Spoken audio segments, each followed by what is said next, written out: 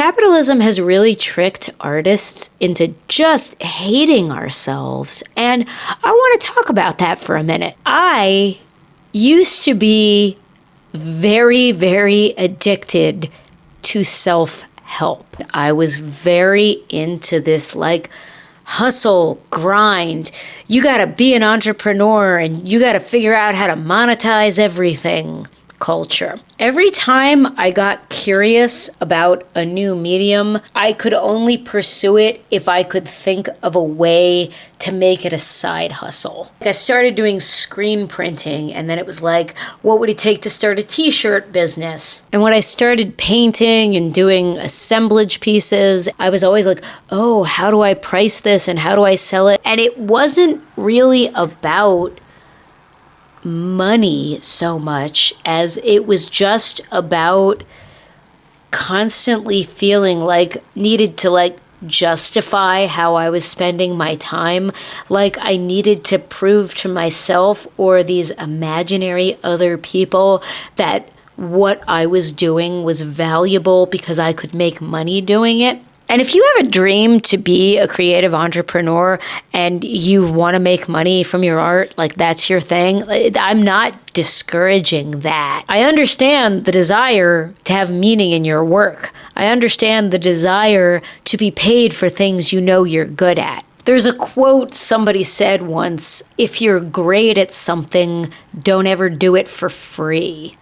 I used to literally live by that. If I had talent for something, if I was good at something, I was always looking for a way to make money from it. And I understand the sentiment of that because artists do undervalue their work. There are things we do that we could be making money with that we often miss because we don't believe in our own abilities. Don't let people take advantage of you. If you are doing really great work, don't let other people profit from your work without making sure you get your piece. I get that. But if I try to put a dollar amount to every single thing I create, and I try to monetize every minute of my time that I spend sharing things with the world, am I not simply succumbing to capitalism? When I go into creativity with that kind of mindset,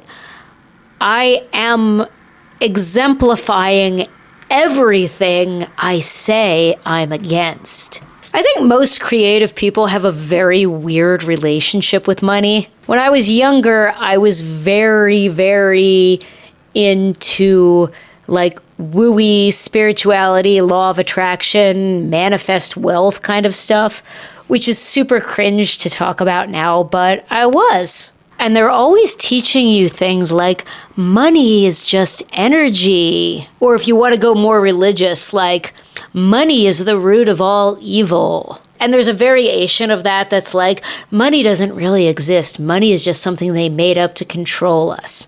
Girl, money is a representation of value in a marketplace. That's literally all that money is. There's nothing fundamentally good or bad about money. It's just something societies had to kind of create to keep track of value because things get too complicated. You can't barter everything. This is embarrassing.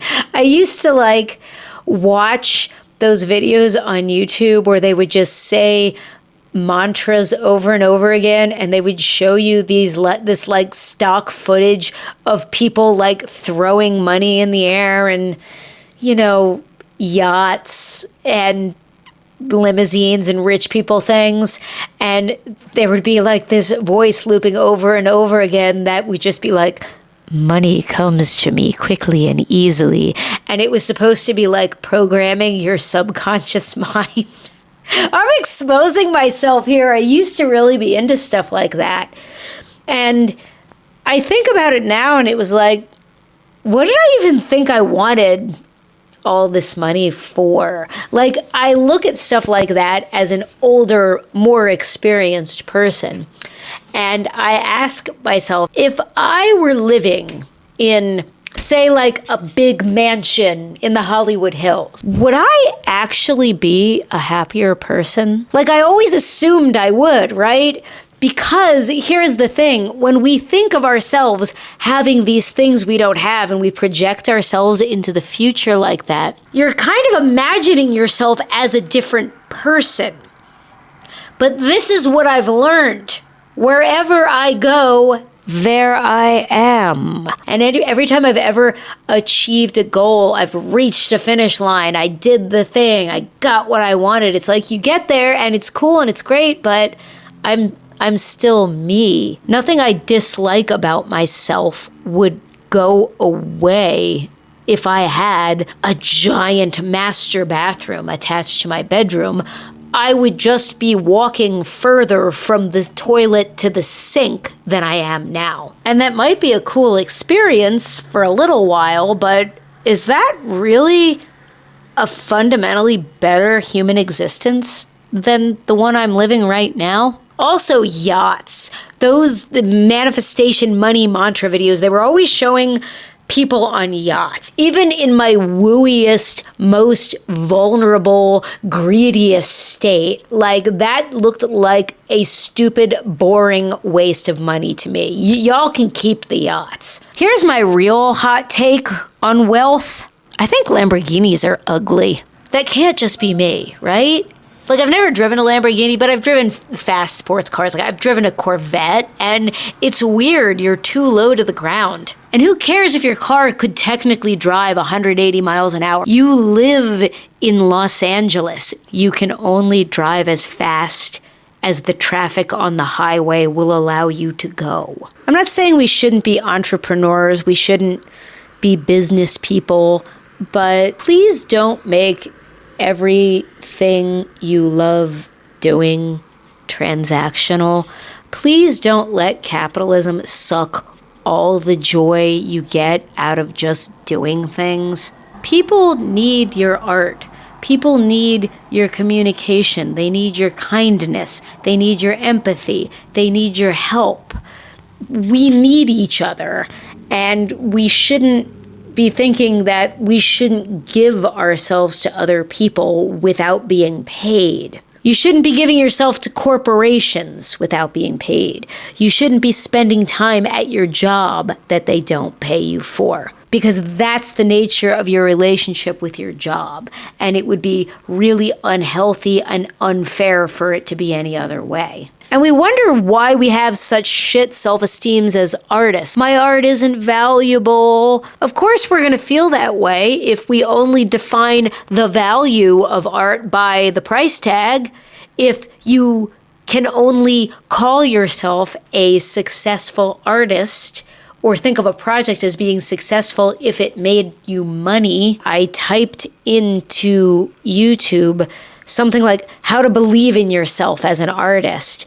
And I got like 50 videos about how to make money selling your art, which is a lovely thing. That's fine. And I understand a lot of people want to know about that. But not one of those people was talking about what I was really looking for. Not one of them was talking about seeing value and taking satisfaction in the work that you do. The only thing that would be great about having a lot of money for me would be not having to worry about money. Is that just me? That's the only thing I want money for, so that I know my bills are covered and I don't have to put energy into worrying about paying for things. I've known a lot of people in my life who've been very successful. Some of them have made a lot of money, but what happens is we just kind of expand to fill the space we're in a lot of times. Like those people, they just got more expensive houses and they got multiple houses and they started driving these luxury cars that broke down just as often as their Honda Civics had. It's just been my observation of wealthy people that they worry about money just as much as I do because they bought more expensive things. Have you ever stopped to wonder what is the point of that? As we slide further into end-stage capitalism and the internet just gets like more and more full of slop, we start seeing more and more get-rich-quick courses. Do you know what I mean? You know, those guys in YouTube ads that are always yelling at you about how you need to do like Amazon FBA or you need to invest in real estate, and they're always screaming at you that you got to come to their webinars. Tony Robbins is selling a course right now about how to make money using AI, which is something I feel pretty confident he doesn't know how to do. I absolutely hate seeing that kind of grifting creep its way into art communities. If you are a master painter and you make a class about painting techniques and you sell it on Skillshare or something, great. Good for you. I'm not saying something against artists selling courses. I'm talking about grifters taking advantages of other people's hopes and dreams. And I came across a video that was a person talking about like how to make $5,000 a month selling your artwork. And there's tons of videos like this. Like, this is why I stopped watching YouTube content for artists. But they were saying, like, you know, you have to find an audience and share your story with those people. And they were telling a story about how they started making $5,000 a month selling paintings. And you can do it too. It's really not that hard. And let me give you all the steps. This is the kind of video a previous version of myself would have been like, oh, this is really helpful information. Let me make some notes. The older, wiser version of me is looking at this going, okay, what you're saying right here doesn't really make sense. Yes, you could sell a painting for $2,500. And yes, you could sell 2 of those paintings within the span of a month. And that would give you $5,000. But how would you do that consistently, just as kind of like an average artist with average talent? Where are you going to find 2 people you can sell $2,500 paintings to every month? And I'm looking at this person's artwork and it's not anything special. And the reason why a lot of these grifters are so slick is because there's usually some truth to what they're saying. I believe they sold some paintings. I believe that, but I'm also 100% sure that there was never a calendar year where this person made $60,000 selling those paintings to people he met in a Law of Attraction fan club. That didn't happen. And he's got a link to a website. Sure enough, there's a monthly mastermind group he offers that you can join. And you can learn all the tips and tricks to become a successful artist yourself. It's basically a Patreon that costs $100 a month instead of $10. And the service he's using shows how many members the group has. I did the math. This person is making a little shy of $10,000 a month in gross revenue. He's not making money selling art. He's making money selling vulnerable people the hope of selling their art. And I hate to say this, but if you are a con artist, an artist group online is kind of a good place to go look for people to exploit. Because the world tells us all the time that what we do doesn't have any value, and we are always looking for ways to prove our value. I believe, and it has always been my experience, that doing something you love, devoting yourself to something you love just for the sake of doing it and sharing it with the world will always take you in the direction of having success, even if it is not a quid pro quo success. If you, for example, go to an art festival and you paint at an art festival and you have paintings for sale, maybe you won't sell a bunch of paintings and make your money that way, but you're going to talk to people there. You're going to meet people there. You're going to make friends there. Maybe you'll join a group. Maybe you'll join a club. Maybe you'll get a job in the future because you met some people by doing that. You never know where your creative pursuits are going to take you. I have always found that opportunities come from being open and whimsical and trying new things and doing the things that bring me joy and sharing them when I feel inspired to share them. And while it is good and smart and maybe necessary to have a business plan and to think about money on the back end, I think it is time that we all reclaim the joy of creating and sharing and connecting. Please let me know what you think. I would love to talk to you in the comments.